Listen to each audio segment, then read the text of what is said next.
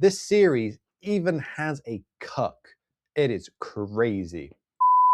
So, essentially, the premise of this book is the main characters have to play Travian to survive against sci-fi gamer terrorists.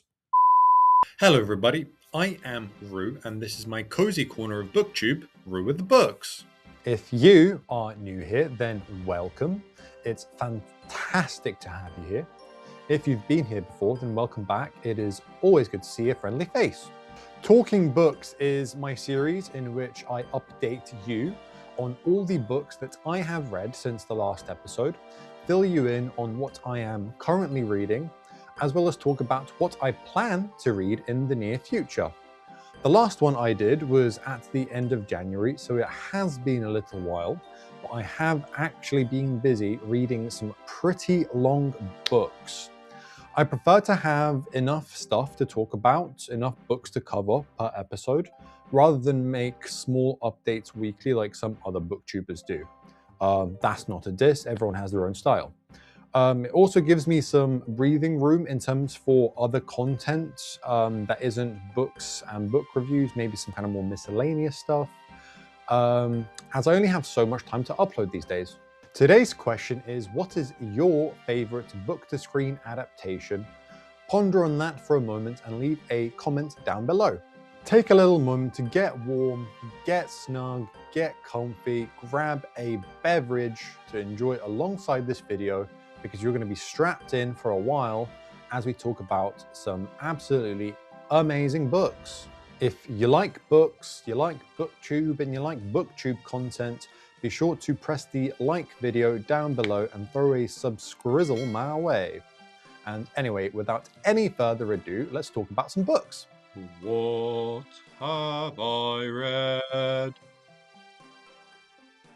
So, the first book that I want to talk about in the recent reads section is actually a whole series. I thought I'd just compile my thoughts on the entire thing rather than break it up into little bits and talk about each individual book kind of separately throughout the video. I thought I'd just kind of join it into one and make it a little bit more coherent.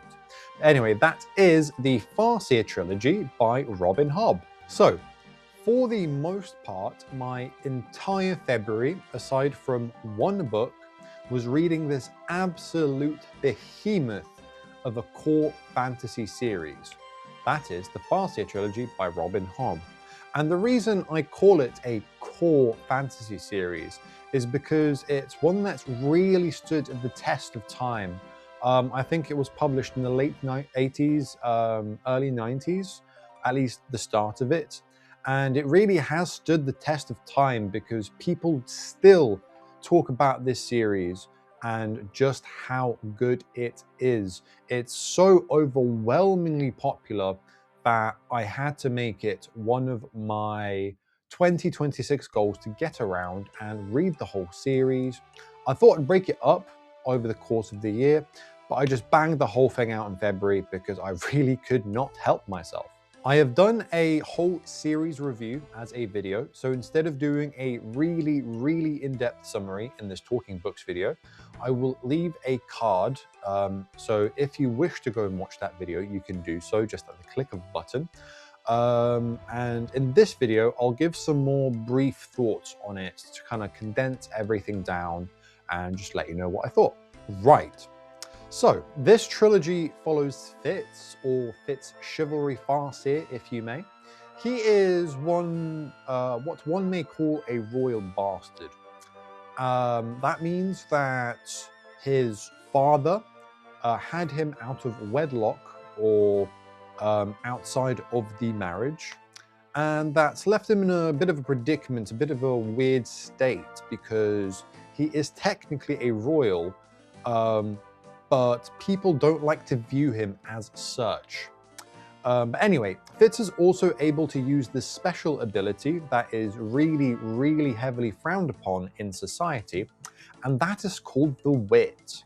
And what this ability allows him to do is experience the senses of animals around him and that he's bonded to, and even communicate with them telepathically. Fitz is given an opportunity quite early on in this trilogy to become the King's Man, to essentially swear his utmost loyalty to the King in return for education, shelter, food, safety. And because of the unique situation that he is in, because he's, a half royal due to his bastard heritage, this makes him a very, very powerful tool in the king's arsenal, because he could essentially marry him off to a distant country for political alliances without, sacrificing someone really, really important in his family. But yeah, so part of this deal that Fitz makes with the king, it involves him learning how to be an assassin, because in addition to him potentially being a powerful political tool in the future, he's able to, use him a bit more directly up until he is grown up and of age. So yes, Fitz learns how to be a royal assassin in the first book of this series, and that is no spoiler because the first book is called Assassin's Apprentice. Now, piggybacking off what I have just said, the plot really does not open up for a while. Instead, this trilogy starts off as a coming-of-age story in which we learn about this rich world, the structure of its society, find out just how heavy the political intrigue actually is. This series is single POV, so it's quite a nice break from what is very popular in modern fantasy, where you might have 7 different characters and experience all of their POVs. So we experience this world and learn about it through Fitz's own eyes and experiences. It feels really authentic in the way that you actually learn about this world. And it made it so, because I wasn't constantly jumping around between different perspectives, I was really, really immersed in the world and what was going on in Fitz's life at any given moment. This series is set in the Six Duchies, which is a country made up of like 6 individual kingdoms, ruled by a single monarch or family.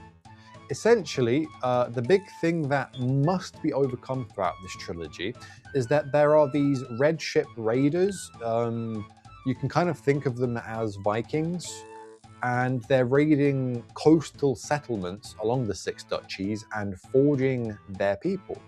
Now, what forging actually means is that they are making these people devoid of humanity and turning them into something that's a little bit akin to zombies.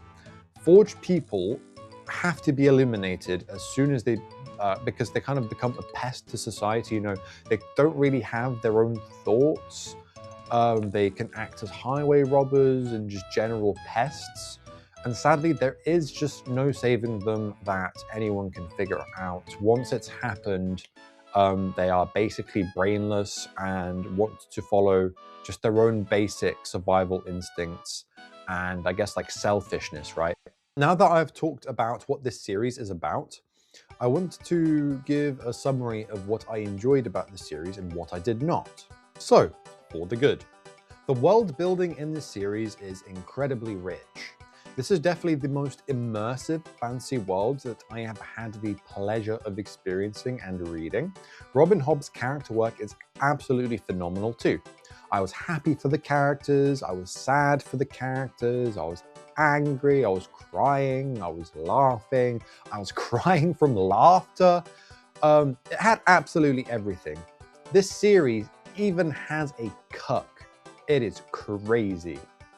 Robin Hobb puts you through an emotional roller coaster in this series, where one chapter you love the characters, then the next chapter you hate them, and then she pulls the rug right under you and you're kind of forced into loving them again. This series also has the most unique magic system that I have read in fantasy. It really subverts the tropes that are kind of dominating the fantasy landscape at the moment. And I haven't read a magic system that has done anything like it since. The ending was absolutely awesome too. It was so satisfying, and I felt pretty rewarded for reading this entire trilogy by the end of it. Now, for the bad.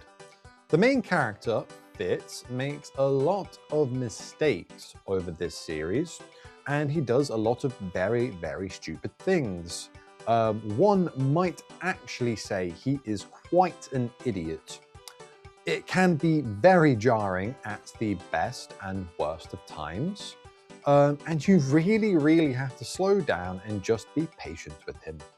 The cast of characters in this series is quite large, but not in a way that overwhelms you. You actually get to really intricately know all of the different characters in the series, and as I said, you get to grow to love them.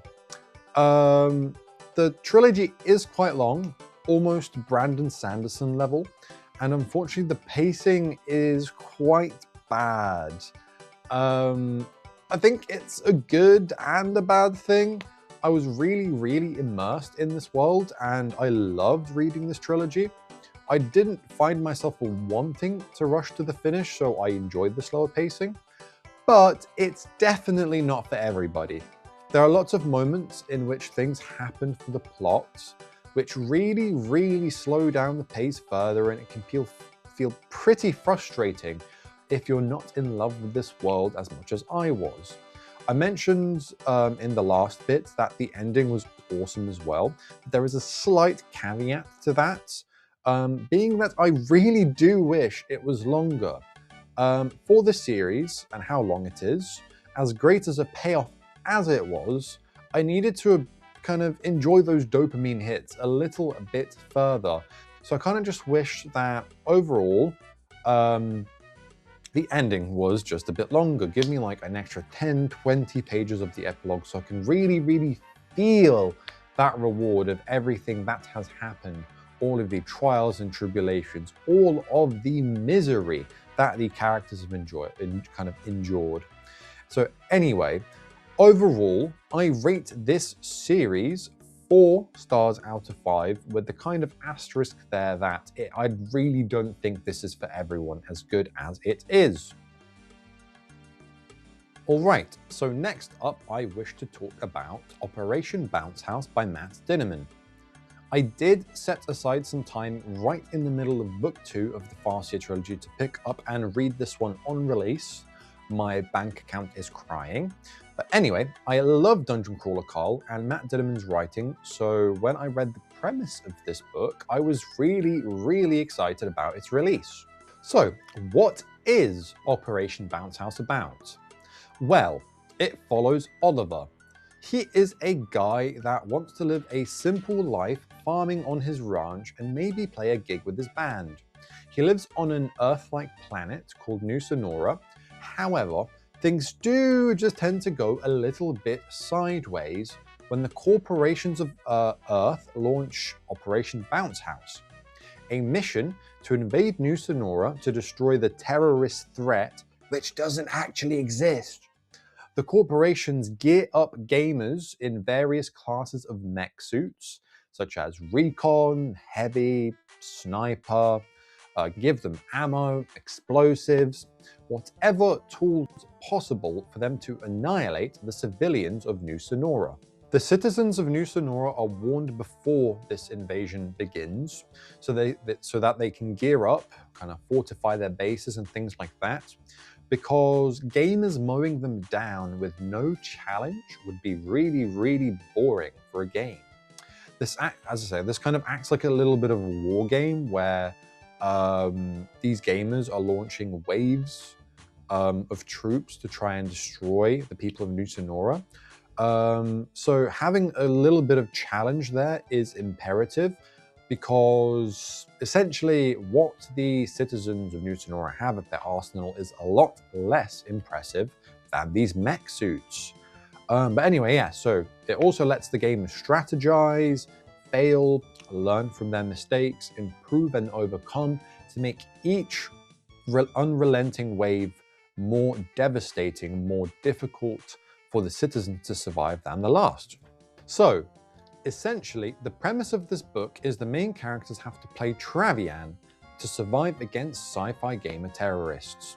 Anyway, plot aside, this book certainly had its fair share of problems for me. The character work was a little bit of a mixed bag. I will talk more about it in just a moment.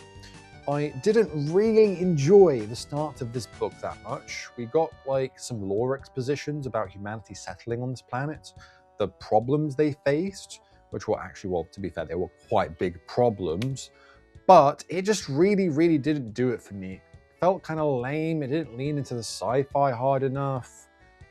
So it either left me wanting more, or it just made me wish that this entire part was skipped over so we could get into the action.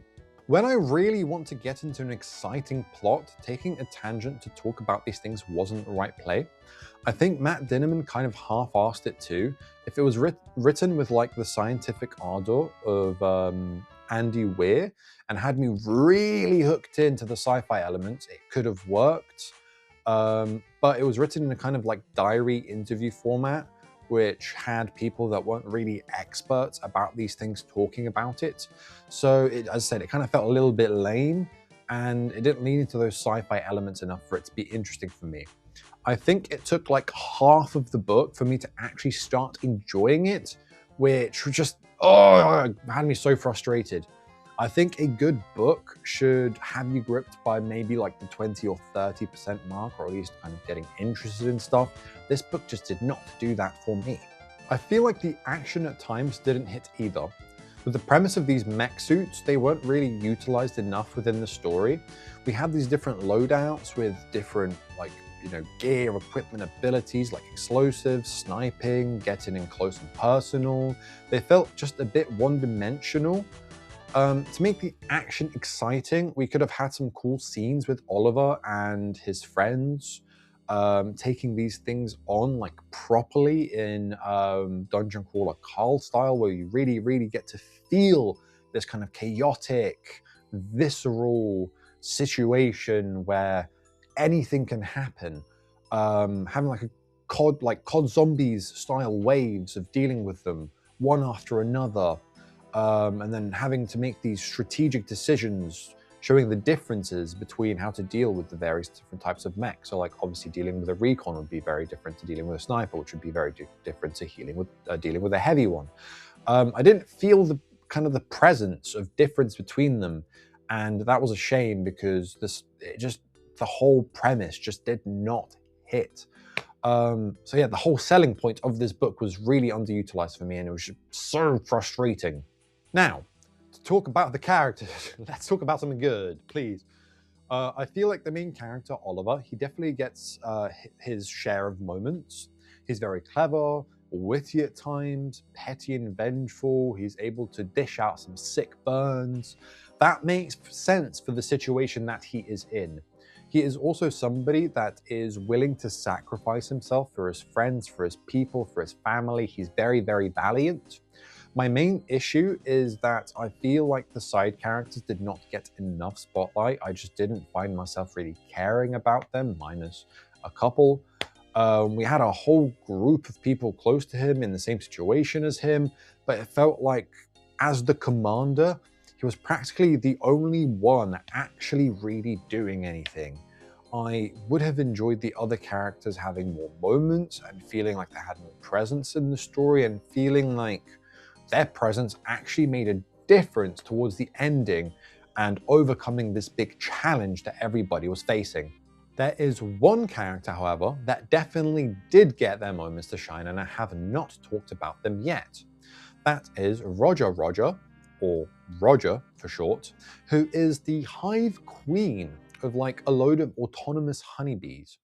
In fact, they are autonomous AI honeybees. We really feel Roger's presence, which is a word I've been using a lot throughout this kind of segment, throughout the story. Roger makes a load of the important decisions in terms of like the strategy surrounding this whole like defense counterattack thing, about how to fortify the base, getting into all the individual honeybees to go and make the upgrades and stuff. Roger also has a killer personality, and he kind of really makes his mark over the course of the book, getting more and more interesting, getting me more and more invested. He has a little bit of a character arc throughout this story, and it's very, very interesting. It's one of the most interesting aspects of the book, actually.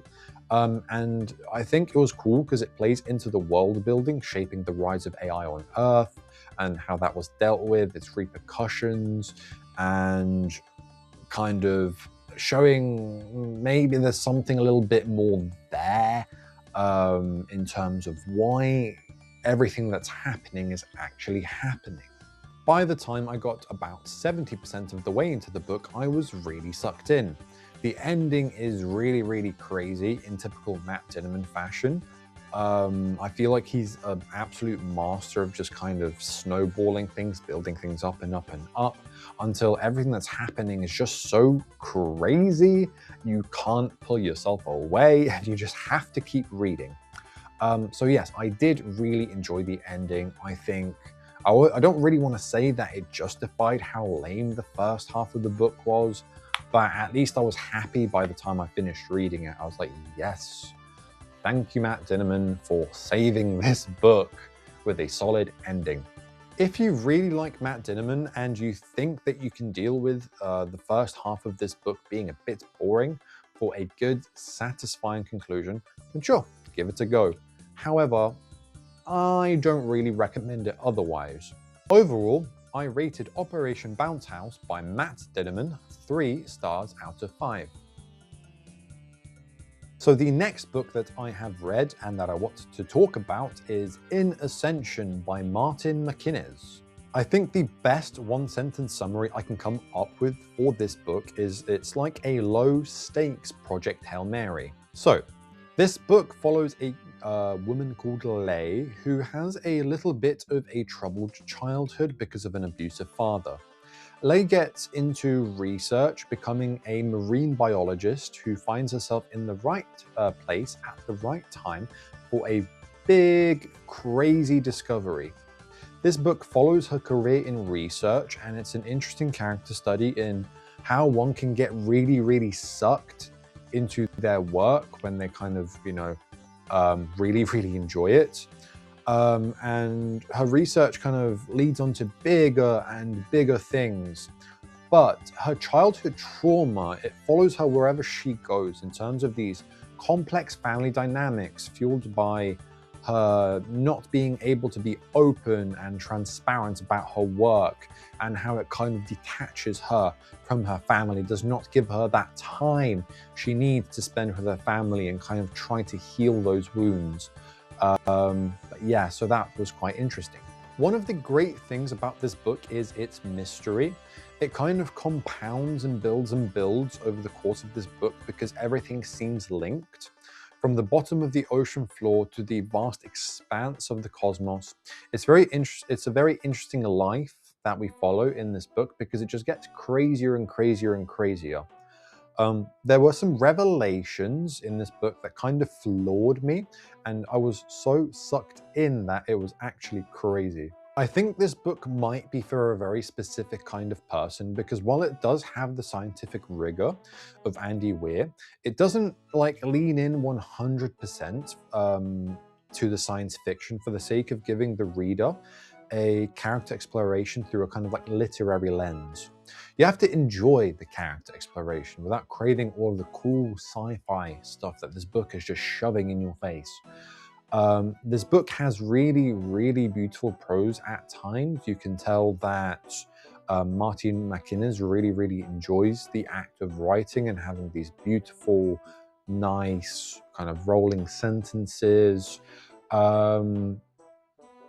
But yeah, so there was also some kind of beautiful descriptions of things, and you can sense the way that the main character really finds the world and science and how, this world is built up by science, and that is all very beautiful to her.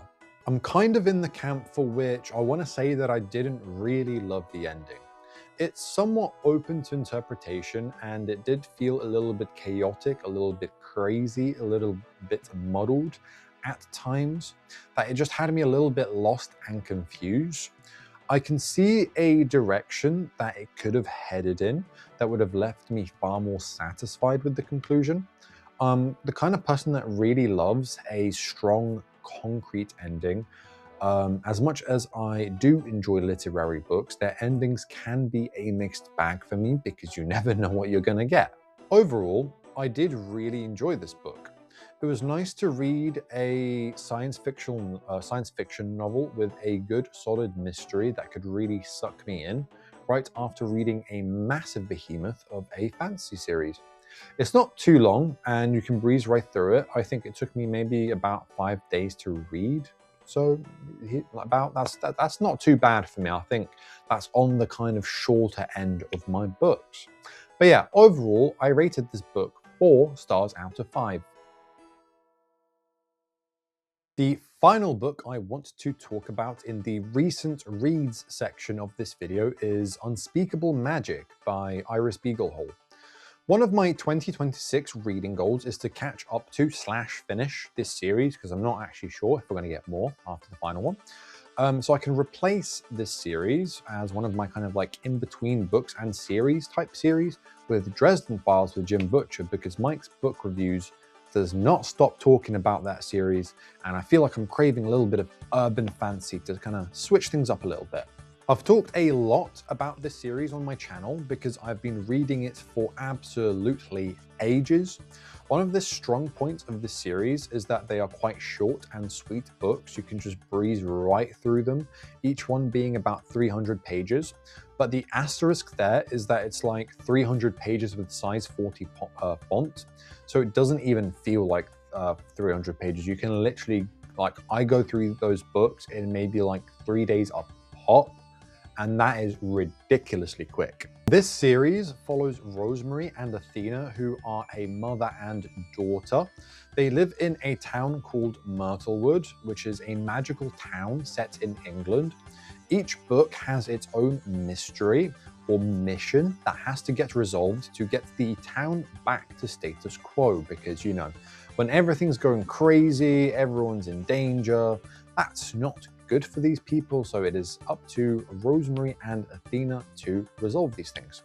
But anyway, in this book, people are being found dead, frozen solid, and as we approach the winter solstice in this book, the Holly King is going to be at his strongest, and the Oak King, who kind of rules over the opposite end of the spectrum, the summer months, is at his weakest.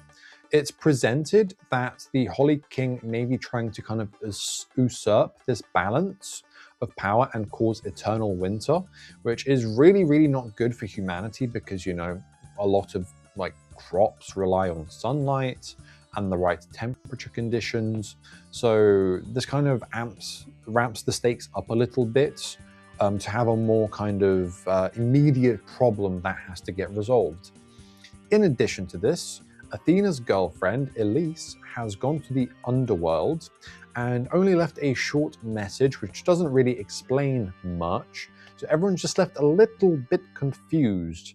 And so for this reason, Athena and Rosemary end up kind of traveling into the underworld to try and figure out what's up, maybe if she's in danger or she was forced into going to the underworld to bring her back. And a lot of this kind of mystery stuff that I explained about the people being frozen solid in the winter, this all kind of, I'd like to say everything goes down in the underworld to try and resolve these multiple kind of plot points. After a few installments of this series that I found to be just a little bit weak, with uninteresting plots or unclimactic endings, this one brings us back to peak Myrtlewood mysteries. It has its whimsical charm, cozy magical town element, everything I love about this series this book has. I just wish it went a little bit more bonkers, like some of the best ones in this series did, but I do kind of understand that reaching those highs again is no easy task, and Eyre really kind of blew herself out of the water with some of her best installments in the series, and matching those is quite difficult. Overall, I rate this one 4 stars out of 5. Currently reading. So, that brings us to the end of the recent read section. I'm sure you can appreciate that I have been quite busy with my reading. That's a fantasy trilogy done, a standalone sci-fi book, and another standalone sci-fi book, and a cozy Myrtlewood Mysteries book. So yeah, it did take me a while, and I've built up a nice little collection of books to talk about. But anyway, let's talk about what I'm currently reading, and that is This Inevitable Ruin by Matt Dinniman, which, if memory serves me correct, is book number 7 in the Dungeon Crawler Carl series. Forgive me if I'm wrong though. We keep going back to this, which is talking about my 2026 reading goals. And one of them is to catch up to this series before the Parade of Horribles book number 8 comes out, so I can read it alongside the community and enjoy it with the fandom. I started this series when This Inevitable Ruin had just released, so it's quite nice to be able to kind of wrap things up just before the release of the next book, and it's quite a kind of testament to my reading abilities and my pacing abilities to have made it last that long and to do it just in the nick of time.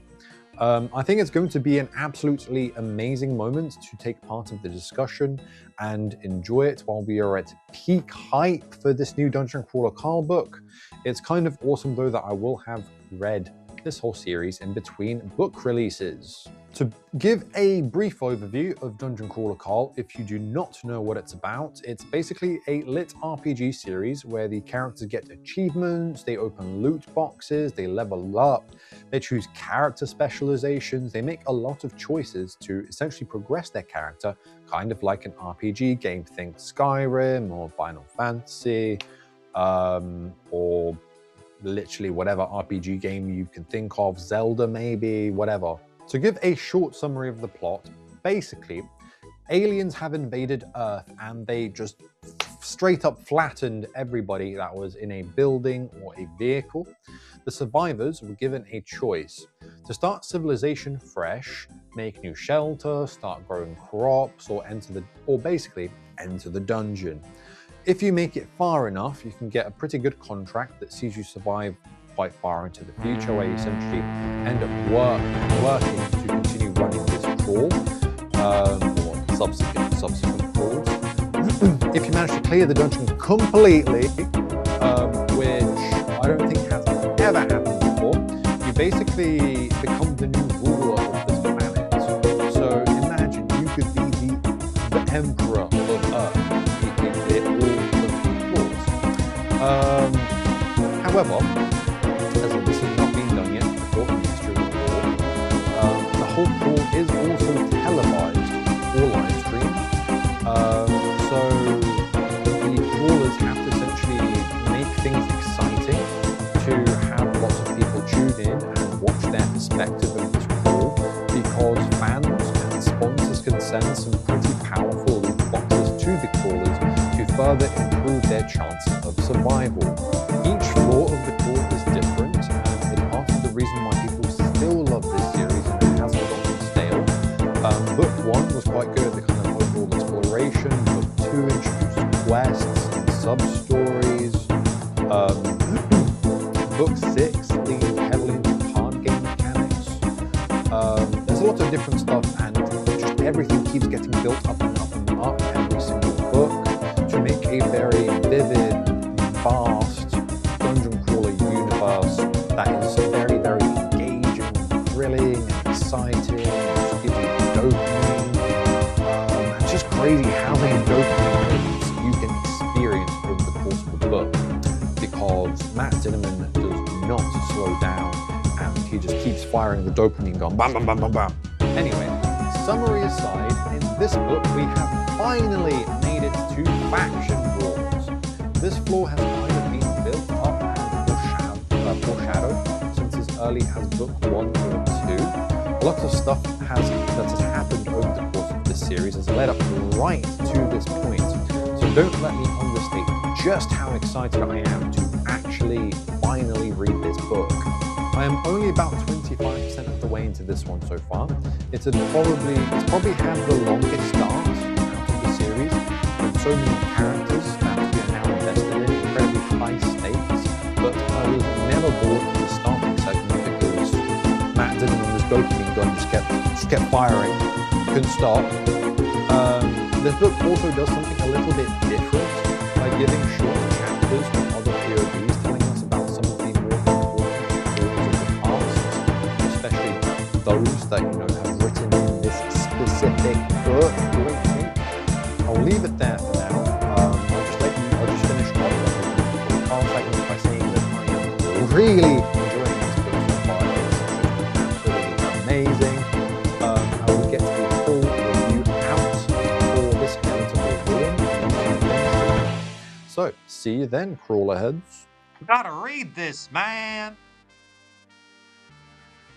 So, the first book I plan to read after I finish the current Dungeon Crawler Carl book I'm reading is Jane Eyre by Charlotte Bronte.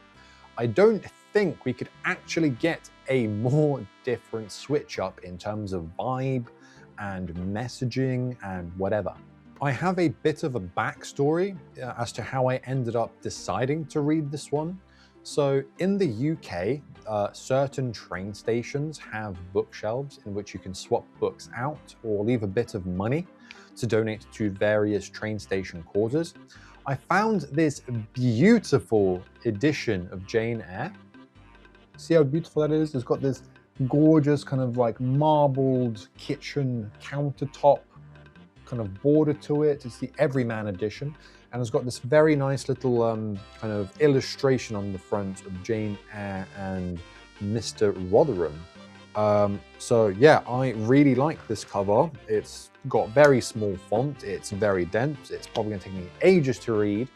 Either way, I'm very excited to do so anyway. So yeah, I left some money and decided to take it home with me. I love picking up a good classic every once in a while. Jane Eyre has stood the test of time and is one of the most highly beloved classics out there. So, Jane Eyre is a gothic novel, and it is about a girl who had a troubled childhood, enduring endless cruelty from her aunt. This is already giving Demon Copperhead vibes, which is one of my favorite contemporary literature novels out there. Her childhood experiences lead her to become a very strong internally and very, very independent, which end up being very important virtues when she basically becomes the governess to young Ward of Berenick, Mr. Rochester.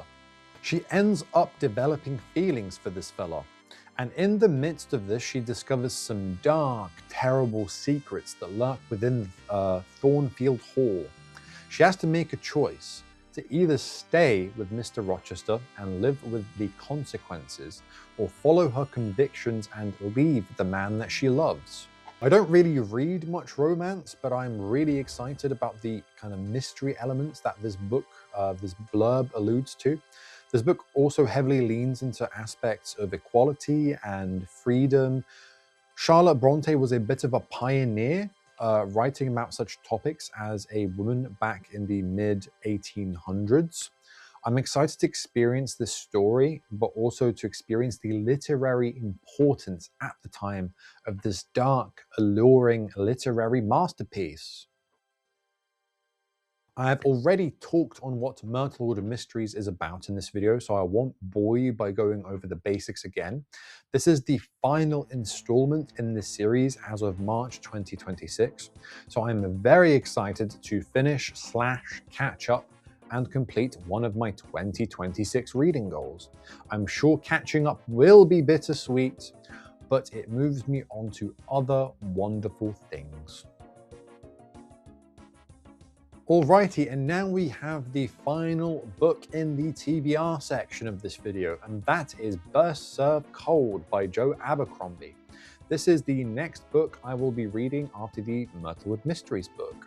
If you don't know about the First Law universe, it's a grimdark world that is highly regarded for its amazing characterizations in a gritty, cruel, unrelenting world. We follow wizards, crippled torturers, and a whole cast of various characters like barbarians, warriors, knights, whatever, right? It's fantasy, baby. In addition to being grimdark, it also dips its toes into epic fantasy. I finished the original First Law trilogy in April 2025, so now that I've been turning over the events of the trilogy in my head for the whole last year, I am ready to pick up another Joe Abercrombie book and hopefully, fingers crossed, enjoy it. This book is one of the standalones in between the First Law trilogy and the Age of Madness trilogy, so it's nice to pick this up knowing I'm not yet committing myself to a whole nother trilogy, though I eventually will. So, what is this book actually about? Well, to set the scene, there has been civil unrest for 19 whole years, in which the ruthless Grand Duke also has been locked in a squabble with the League of Eight. As senseless violence occurs at the forefront, bankers, priests, and other nefarious forces play games to decide who will be the next king. Enter stage right Monza Mercato, the most feared and famous mercenary in Duke Orso's employ. She sees a lot of success in her work, a lot of money to be made in this time of civil unrest and bloodshed. However, her successes have brought her a bit too much popularity for Grand Duke Orso's liking, I guess. And so she is betrayed, left for dead with a broken body and a burning hunger for vengeance. She has a mission to kill 7 people to satisfy her need for vengeance after this terrible, terrible betrayal. Wow. That sounds so damn exciting. I actually can't wait to start reading it. It gives Kill Bill vibes. I didn't mention the part where her allies include a poisoner, a mass murderer who loves numbers, and a barbarian who wants to do the right thing. I have an inkling I know who some of these characters are, and I can't wait to see them once again. Once people figure out that Monza is alive, the most powerful man in the world is also sent to hunt her down. Talk about danger, intrigue, and tension. Oh, it sounds like I'm gonna have an absolutely amazing time. I just want to skip everything else and get straight to this. But patience is a virtue. I will read what I have planned, as I usually do. I'll stick to my guns and get through my reading goals and everything. But I will get there in just a few books' time. Before I get around to finishing the video, I thought I would start a new section for my Talking Books videos, in which I give a quick rundown of how I am making progress with my 2026 reading goals. It makes a lot of sense as we are now in March and I've been talking repeatedly about my goals in this video. So just as a little summary of wrapping things up in that regard and talking about where I need to head next, I thought I would do this. It might also help motivate some of you guys to crack on with your own reading goals. So, somewhere up on the screen at the moment, I've thrown in a little screenshot of my little document showing where I'm at. So, I have read the Farseer Trilogy. That's huge. I've already talked about this in this video. I am 1 book behind catching up to Myrtlewood Mysteries, so that's almost done with that. That's awesome. I'm currently reading the most recent Dungeon Crawler Carl book, so I'm making progress towards that end. So that's I'm literally on the precipice of wrapping up a few of my reading goals for this year already, and that is awesome. Yet to start is Dresden Files and Wheel of Time. I'm unsure yet as to how many books of those I want to read in any specific year, because those are very, very long series. But once I dip my toes in and read a little bit of those, I may update this document, and actually put some hard numbers in there. I throw in to read the God Killer books in there too, because I want to finish that series before I start the Wheel of Time. I read the first book in that series just when there was one, and I didn't know at the time that there would be more. Thought it might just be a standalone, but here we are. I actually own the other books in the series because I've picked them up on Kindle deals. So I'm kind of set on finishing that up and wrapping it up before I start the Wheel of Time, just to kind of keep myself organized and not have like 100 different series started but not finished. I think I find that really motivating as well, especially before I start something as big and epic in scale as the Wheel of Time. My more soft goals this year are to read some more Stephen King. And I have a few ideas as to what books I might want to read there. So maybe like I'm interested in Revival, Salem's Lot. Maybe I'll pick up some more. I don't actually know yet, because one of my goals in the future is to read all of the Dark Tower books. So I'm slowly making my way to get there. Additionally, I also would love to read some more Discworld books. I have no hard numbers for these, just maybe a couple of each, and I will be happy. I'm decently far into Discworld in terms of the City Watch series. So all of the Discworld books are standalone, so you don't actually have to read them in any particular order, but I've chosen to kind of cleanly go through the City Watch books for the time being. I've read 2 of the Moist One Lipwig books. I've read a few of the Death books. So yeah, I've read actually a decent number of those at this point. I absolutely love them. Thank you so much for watching this video. If you have made it this far, I hope you're having an absolutely amazing and brilliant week so far. If you haven't done so yet, please smash that like button to support me and my content. There's a lot of work that goes into this. Leave a comment down below too with your answer to today's question, which is, what is your favorite book to screen adaptation? Alternatively, if you don't have one or you don't care, please let me know what you're currently reading or what your most recent read was and what you thought of them. I reply to all of my comments, so I would love to have a chat with you down below. Also, if you could do me a great favor and press the subscribe button too, so I can inject booktube content right onto your YouTube homepage, that would be awesome. I'd appreciate it. I have some social media down below, so you can go ahead and connect with me outside of YouTube as well if you'd like. I have an Instagram, a TikTok, a Goodreads, and a Storygraph. Anyway, until next time, Rue out.